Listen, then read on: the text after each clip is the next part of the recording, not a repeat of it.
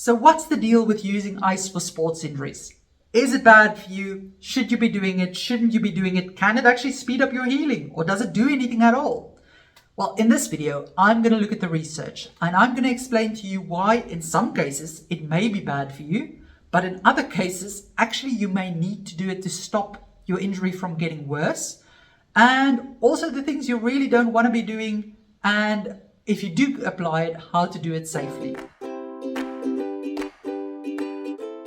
For those of you who don't know me, my name is Maryke. I'm one of the physiotherapists from sportsinjuryphysio.com. We can get online physiotherapy assessment as well as treatment of your injuries. Have a look at the description of this video if you want a link to our website. Why do people say that icing sports injuries are bad for you? Well, it's mainly because there's research to show that ice can actually decrease the inflammatory response. Now, we know that inflammation plays a very important part in the early stage of healing for injuries, especially like sprains or strains or muscle tears. So if you're going to suppress the inflammatory response, then there's evidence that actually the muscle tear doesn't heal that well. Now, the strongest evidence for this is with regards to anti-inflammatory medication like ibuprofen or naproxen. And the current advice is that you shouldn't be using those type of medications during the early stages of your recovery. Something to keep in mind is that ice is less aggressive than anti-inflammatory medication because the anti-inflammatory medication stays in your blood for 6 to 8 hours, whereas the cooling effect of ice only really lasts for up to an hour. Then also, excessive internal bleeding and swelling can actually make your injury worse than what it should be. So whenever you tear something like a muscle or ligament, you get some internal bleeding. And if it's a lot, it can cause pressure on the tissue around it that's not injured. And it's been shown that that decreases the blood flow and then can cause secondary injury. So more cells die than what should have died. Whereas if you can put ice on and you contain the internal bleeding because it contracts, makes the blood vessels contract, then you can actually stop that and you don't get that secondary injury. What about healing? Does ice speed up healing?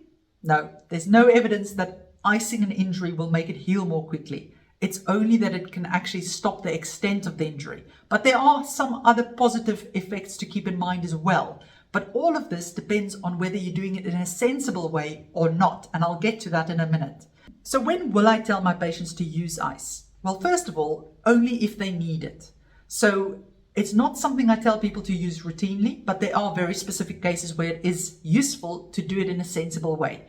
The first is if you've just torn a muscle or sprained a joint, that applying ice to that immediately can help reduce the internal bleeding and the swelling and the extent of the injury eventually. Then second is if the injured area is really swollen later on, like you've got a really swollen knee, that can help reduce the swelling and also then help your recovery process. Then thirdly, if you have an excessive inflammatory response, remember sometimes people can get an excessive inflammatory response to an injury, and that can actually then cause more scar tissue and more damage than what is needed. So if that's the case, then applying ice is actually quite good because it can help reduce that excessive inflammation and help your healing in that way. Then fourthly, if you have a lot of pain with your injury, ice can be a good alternative to medication to provide short-term pain relief and allow you to actually start with your rehab.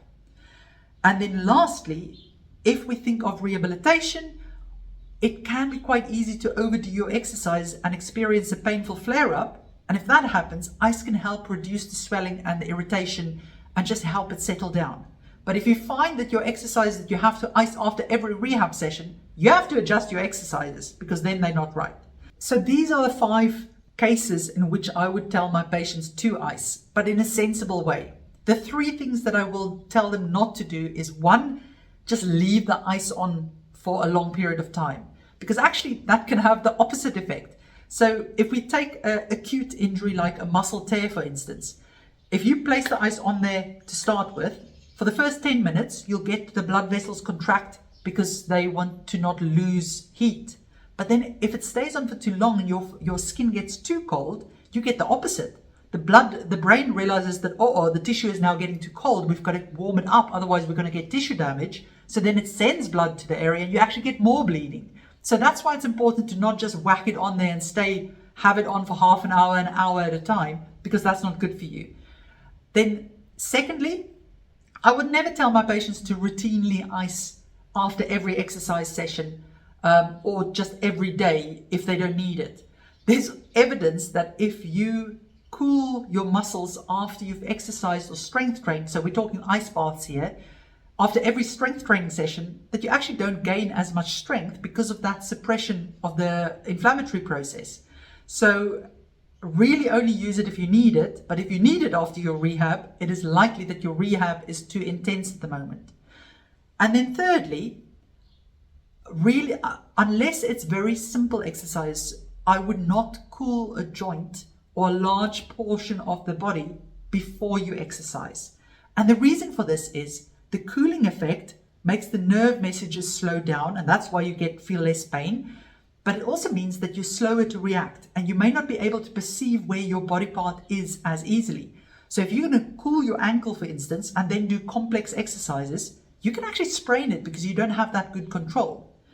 But if, for instance, you've had a knee replacement and your knee is just really painful and stiff and sore, and you have to do simple exercise like just bend and straighten it, then I would cool it before you do it, because you're unlikely to injure it through that exercise, even if it's all cold.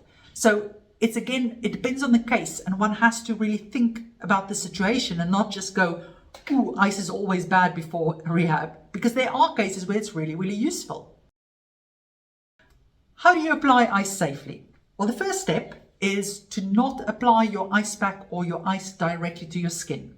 You want to have a wet cloth or damp cloth between your skin and the ice pack, because otherwise it can actually cause a cold burn or burn your skin.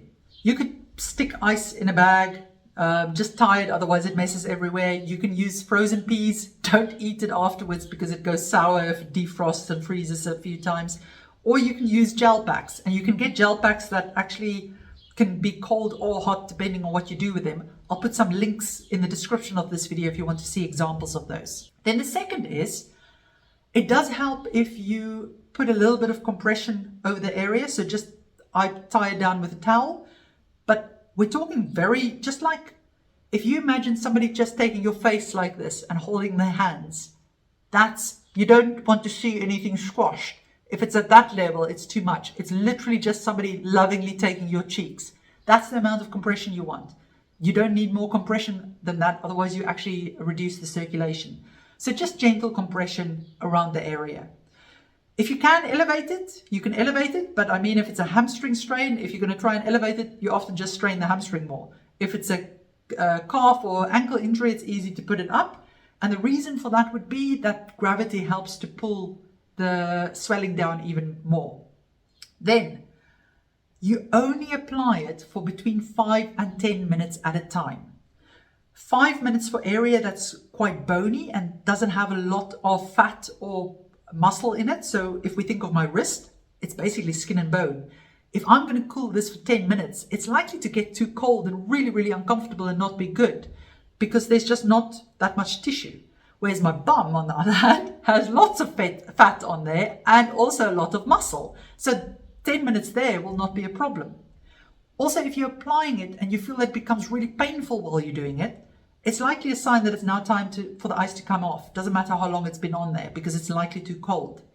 So you apply it for 10 minutes, but then you take it 5 to 10 minutes, then you take it off for at least 10 minutes.